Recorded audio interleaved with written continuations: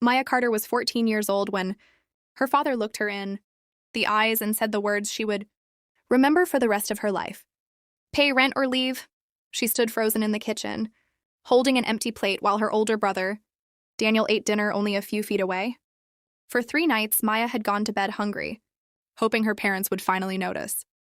They noticed. They simply did not care.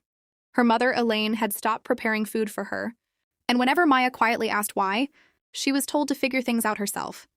But that night was different. Richard placed a sheet of paper on the table and pushed it toward her. At the bottom, in bold handwriting, were the words, monthly rent, $300. Maya stared at it, almost waiting for someone to laugh and say it was a cruel joke. Nobody did. Dad, I'm 14, she whispered. Richard leaned back and said, Then you are old enough to learn responsibility. Maya looked at her mother, silently begging her to stop him. But Elaine kept her eyes on the floor. Daniel said nothing. Maya felt something inside her break. She had always known her parents treated Daniel better, but she had never imagined they would actually force their own daughter out. Richard gave her 7 days. 7 days to find money she could not possibly earn, or leave the only home she had ever known. That night, Maya locked herself in her room and cried quietly into her pillow. Then anger slowly replaced the fear. If they wanted her gone so badly, she needed to understand why. She searched through old boxes, school papers and forgotten belongings, hoping to find something valuable enough to sell. Instead, her fingers touched a small brown envelope hidden beneath an old blanket. Her name was written across it, Maya Carter. She opened it with shaking hands. Inside was an old photograph of her grandmother standing beside a large house Maya had never seen before. Beneath the photograph was a folded legal document. Maya began reading, and her breathing stopped. Her name appeared on the page beside a number that made no sense to her, $250,000. Before she could read another line, her bedroom door suddenly opened. Elaine stood there. Her eyes immediately locked onto the document. For the first time in Maya's life, she saw fear on her mother's face. Where did you get that? Elaine whispered. Maya slowly held the paper tighter. She finally understood one thing. The rent was never the real reason they wanted her out. Elaine stepped into Maya's room and quickly shut the door behind her, her face pale as she stared at the document in Maya's hands. Give me that, she said, but Maya moved back. For the first time, the frightened 14-year-old refused to obey. What is this? Maya asked. Elaine reached for the paper again. It is nothing you need to worry about. Maya shook her head. Then why are you scared? Her mother stopped. That silence answered more than words could. A moment later, Richard appeared at the door. His eyes went straight to the document, and unlike Elaine, he did not look surprised. He looked angry. Where did you find that? He demanded. Maya held it close. Why does it have my name on it? Why does it say $250,000? Richard walked toward her. You are 14. You don't understand these things. Then explain them. His voice became colder. Give me the paper. Maya hesitated. But Richard snatched it from her hands and folded it into his pocket. That money does not belong to you, he said. Maya's eyes filled with tears. But my name is on it. Richard looked at her and said something she would never forget. Your name being on a paper does not mean you get anything. He walked out, taking the document with him. Maya stood there shaking. She suddenly understood that the missing food, the rent demand, and the pressure to leave were connected to something much bigger. The next morning, she went downstairs before school and saw Daniel's lunch packed neatly on the kitchen counter. There was fresh food for him, while nothing had been prepared for her. Maya stared at the lunchbox and realized they were not forgetting her. They were deliberately pushing her away. At school, she could barely concentrate. During lunch, an unfamiliar woman approached her table. Maya Carter? The woman asked. Maya looked up. Yes? The woman sat down and quietly introduced herself as Mrs. Wilson. She said she had known Maya's grandmother for many years. Maya immediately became cautious. How do you know my name? Mrs. Wilson glanced around before answering. Your grandmother asked me to watch over you if anything ever happened to her. Maya's heart began beating faster. What happened to her? Mrs. Wilson reached into her bag and pulled out a small metal key. She left something for you. Your parents were never supposed to have it. Maya stared at the key. What does it open? Mrs. Wilson leaned closer and whispered, Something that may explain why your parents have been trying to get you out of that house. Then she added the one warning that changed everything. Do not tell your parents that you found me. Maya kept the small metal key hidden inside her shoe as she walked home that afternoon. But her mind was racing with questions. She wanted to know what her grandmother had left behind, and why her parents were so afraid of it. Yet Mrs. Wilson's warning stayed in her mind. Do not tell your parents. When Maya entered the house, Richard was sitting in the living room with Elaine and Daniel. They all looked normal, but Maya could feel that something had changed. Richard immediately asked where she had been. Maya simply said she had stayed late at school. He did not believe her, but he said nothing. That night, Maya waited until everyone was asleep. She quietly left through the back door and walked to the old storage building near the library, where Mrs. Wilson was waiting. The woman handed her a small metal box. Maya used the key and the lock clicked open.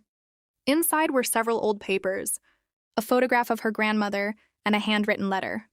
Maya opened the letter with trembling hands. It was from her grandmother, written years earlier. The letter explained that Maya had been given a share of a valuable family property when she was a child. Her grandmother had placed it under protection until Maya became an adult. Maya could hardly breathe as she read the next line. Her parents knew about the property. Mrs. Wilson finally explained that Richard had been struggling with serious debts and had used family assets to protect himself. But that was not the worst part. Maya found another document showing that money connected to the property had been moved into an account controlled by her father. She looked at Mrs. Wilson in disbelief. How much? She asked. Mrs. Wilson quietly answered, more than you were ever told. Maya felt betrayed all over again. She had spent years believing she was simply unwanted. Now she understood that there may have been a reason they wanted her gone. Before leaving, Mrs. Wilson handed her one final document. It showed that a property transfer had been made when Maya was only 11. Her name appeared on the document, but there was something impossible about it. A signature had been placed beside her name. Maya recognized it immediately. It was supposed to be hers, but she had never signed it. She returned home before sunrise and hid the papers beneath her mattress. For a few minutes, she thought she was safe. Then she heard footsteps outside her bedroom. The door opened slowly. Daniel stood there.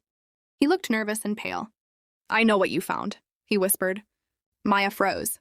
Daniel closed the door behind him and looked toward the hallway. Then he said something that made her blood run cold. And if Dad finds out you have those papers, you may never get the chance to leave this house. Maya stared at Daniel, unable to understand whether he had come to help her or frighten her. His face was pale and his voice was barely above a whisper. Why are you telling me this now? She asked. Daniel looked down. Because I should have told you years ago, he admitted, that he had known about the family property. Their father had told him that Maya's share was being used to pay old family debts. Daniel had believed him because Richard had always made himself sound like the victim. But a few months earlier, Daniel discovered something that changed everything. The debts were real, but they were much smaller than the amount of money Richard had taken. Some of the money had disappeared into another account. Maya felt her anger rise. Where did it go? She asked. Daniel shook his head. I don't know. Dad never told me. Then he revealed something else. Richard kept important financial papers inside a locked cabinet in his office. Daniel knew where the spare key was hidden. Maya wanted to confront her father immediately, but Daniel stopped her. If we accuse him without proof, he will destroy everything. Maya understood. For years, her parents had controlled the story. This time, she needed the truth before they knew she was looking for it. That night, Maya and Daniel quietly entered Richard's office. The house was silent. Daniel found the spare key and opened the cabinet. Inside were property records, bank statements, letters, and old legal papers. Maya began taking pictures of everything with her phone. Then she found a bank statement that made her hands shake. A large amount of money had been transferred from the family property account into a private account controlled by Richard. The date was only weeks before Maya had been told to leave. Suddenly, the pieces connected. The food had not stopped by accident. The rent demand had not been random. Her parents needed her out before she became old enough to question the money. Maya quietly placed the evidence into a folder. She did not want revenge through anger. She wanted revenge through truth. The next morning, she contacted Mrs. Wilson. and showed her the documents. Mrs. Wilson immediately advised her to speak with a lawyer. The lawyer studied the papers and found a serious problem. The property transfer carried Maya's supposed signature, but Maya had been only 11 years old. More importantly, the signature did not match her school records. Maya finally had a path to the truth. But there was one problem: the original transfer document was missing. Without it, everything could become a fight over old records. That evening, Maya returned home and found Richard waiting in the living room. He looked strangely calm. He placed an envelope on the table and said, "I know you've been searching through my office." Maya froze. Richard opened the envelope and pulled out the original property document. "And I know exactly what you're looking for." Beneath Maya's name was a signature she had never seen before. Maya stared at the original document while Richard watched her carefully. The signature beneath her name looked close to hers, but she knew she had never signed it. Richard leaned back and said, "Now you understand. Everything was legal." Maya said nothing. She looked at her mother instead. Elaine stood near the doorway, avoiding her eyes. Then Daniel entered the room. Richard's expression changed immediately. "You told her?" he said. Daniel remained silent. Maya noticed another paper inside the envelope and reached for it before Richard could stop her. It was a bank statement, and Daniel's name was printed at the top. Maya looked at her brother in disbelief. A large amount of money had been transferred into his account shortly after the family property was sold. "Why is your name here?" she asked. Daniel's face turned pale. Richard quickly stepped forward. "That account has nothing to do with you." But Maya kept reading. Daniel finally lowered his head. "Dad gave me that money," he admitted.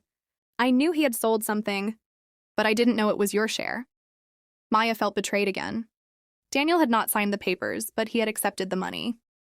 Richard became angry. "Enough! This family has survived because of the decisions I made." Maya looked at him calmly. "You call this surviving?" Her voice shook, but she did not back away. "You stopped feeding me. You demanded rent from a 14-year-old. You forced me out. And all this time, you were using money that belonged to me." Elaine began crying. "Maya, please. It was complicated." Maya turned toward her. "Then why did nobody tell me the truth?" No one answered. Maya placed the bank statements on the table. Then she pulled out a second set of documents from her folder. They were copies her lawyer had obtained from official records. Richard's confidence disappeared when he saw them. The lawyer had discovered that the signature on the property transfer was not Maya's. Worse, the notary who supposedly witnessed the signing had been somewhere else on that date. The original document Richard had kept was now evidence against him. Richard slowly sat down. For the first time, he looked frightened. Maya picked up the folder. "I am taking everything to the lawyer." Elaine grabbed her arm. "Please don't destroy this family." Maya gently pulled away. "You destroyed it when you told a 14-year-old girl to pay rent or leave." She turned toward the door. Then Richard spoke quietly behind her. "Maya, there is something else you don't know." She stopped. Richard's voice trembled. "The property wasn't the only thing your grandmother left you." Maya slowly turned around. Richard looked at Elaine. "And your mother knows exactly where the rest of it is."